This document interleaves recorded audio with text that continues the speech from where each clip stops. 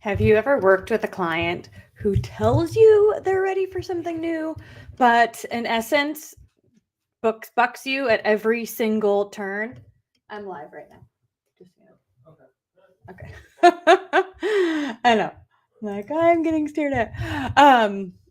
So have you ever had that happen, you guys, where you're working with somebody and then all of a sudden, basically everything you tell them, they're bucking you at every turn. They are not interested. They don't really want to change. And it can be so frustrating to work with somebody who says they want something different, but actually doesn't. And so in today's video, I'm going to share with you the first few steps of motivational interviewing, why this is so important.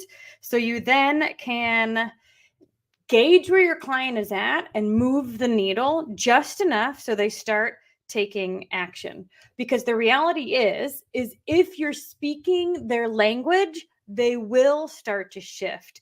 But if you're 8 steps ahead and they're not there yet, they're going to duck out fast. So if this has ever happened to you, I'd love to hear your story in the chat below. Comment a bit about what happened to you, or if this has ever been your story, right? Where you're working with a coach and they're pushing you a bit too hard and you're not ready yet. Did you skip calls? Did you kind of no show or ghost them? I'm super curious and interested to hear. So, all right, let's talk about motivational interviewing. Motivational interviewing is a philosophy, an idea, and it encompasses the 5 stages of change. And so basically, the goal here is that as a coach, you can identify where your client is, so then you can move the needle just enough and not too far to push them away.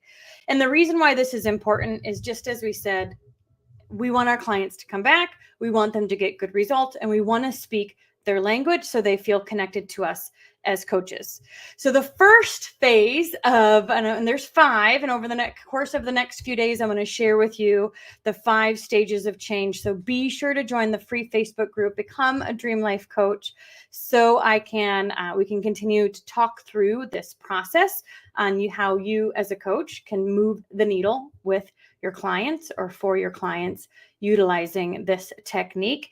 And if you're interested in becoming a coach and want to learn more about not just motivational interviewing, but clinical skills, family dynamics, attachment theory, and the dream life pathway, overcoming self-sabotage, and you want to become a dream life coach, comment coach below and let's talk. Dream Life coaches learn dozens and dozens of exercises they can use immediately with their clients, and their coaches are able to license out my programs to utilize or create their own. So there's a lot of options here, and you're adding more tools to your toolbox.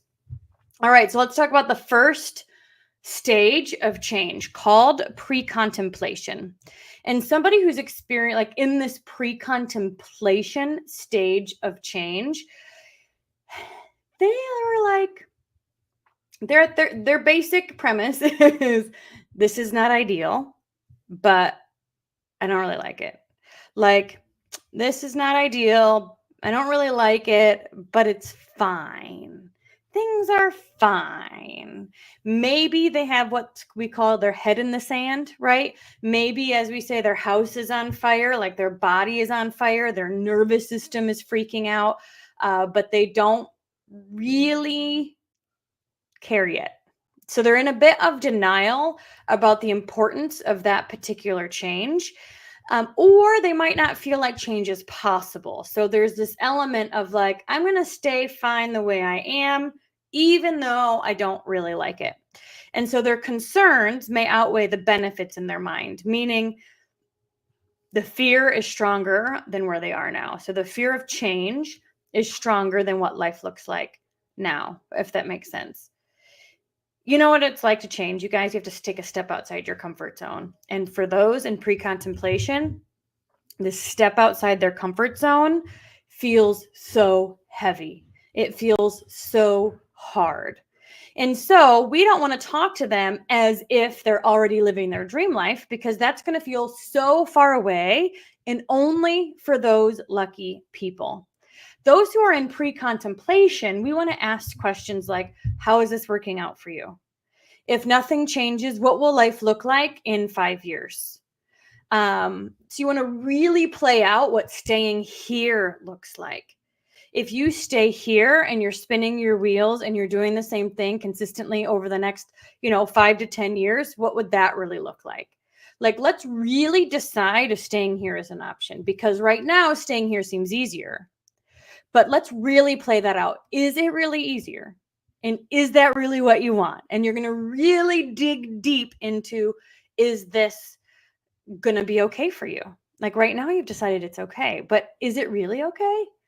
Another question you can ask somebody in pre-contemplation is, what would you advise your children or your best friend if they were in the same situation as you are?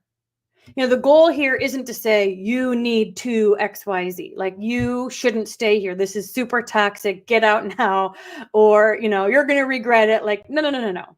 Our job as a coach is to move the needle, support our client in moving the needle in their life. And so if you notice that they're bucking everything you say, or maybe they're just like, it's fine. Things are fine. And like, you can tell they're not fine. Start with these pre-contemplation questions. This is when maybe even a pros and cons list could work or could be supportive. This is when you play out here. This is when you really also could play out there, the vision of their future that produces passion. The idea with the pre-contemplation is to start saying, you know what, I don't want to stay here anymore. Here isn't good enough. I'm better than just staying here. And so you're revving up here is what I call it, so that clients are motivated then to seek change. Guys, we all do it. We will stay where we are, even if we don't like it, because it seems easier, because it seems, at least we understand the paperwork, right? We will stay where we are, even if we don't like it, because at least we understand it. And so in pre-contemplation, this is where your client is. They may want something different, but they're not ready to actually step outside their comfort zone, because that seems super scary. So let's talk about it. Let's talk about here. What does here really look like? What are the pros and cons of staying here? What are the pros and cons of change? If nothing changes while you're here, like, how is that going to be for you? Are you okay with that? You really want to help them understand the gravity of where they are now. So potentially down the road, maybe not immediately, but the idea here is that they're going to eventually go, you know what? I'm ready for change. Now, we see this a lot with trauma survivors. We see, as an outsider, it can be easy for us to see, okay, we've got some healing to do. Like, let's not live this way anymore. Your nervous system is out of whack. You're not sleeping. You're not eating. You have all this stinking thinking, negative thoughts happening. Like, we can help you. But for trauma survivors, like, being safe is step one. And so they're not going to want to make a huge ton of changes if they don't feel safe. And so they may be in pre-contemplation phase saying, I don't want to step outside of my comfort zone just yet. I'm not ready for this, because their body is on fire. And so we want to support them in feeling safe first, and then start talking to them about external changes. So I'd love to hear your thoughts, you guys, on the stages of change, on motivational interviewing. This is one of my favorites. I'm constantly kind of assessing, just by listening to clients, where they're at on these 5 stages of changes. And that helps guide my questions and moving them along in the process. So comment below your aha moment from this little intro into motivational interviewing, and then be sure to set your alarms for 2 p.m. tomorrow, where I'm going to go live again and talk about stage 2 and stage 3. And if you have been brewing this idea of becoming a coach, comment coach below and let's talk. In my year-long certification program, it takes you 6 months to get certified.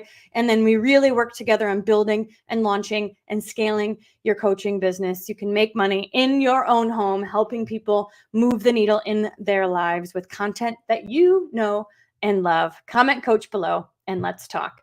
Have an amazing day, you guys. Thanks for being here, and we'll see you next time.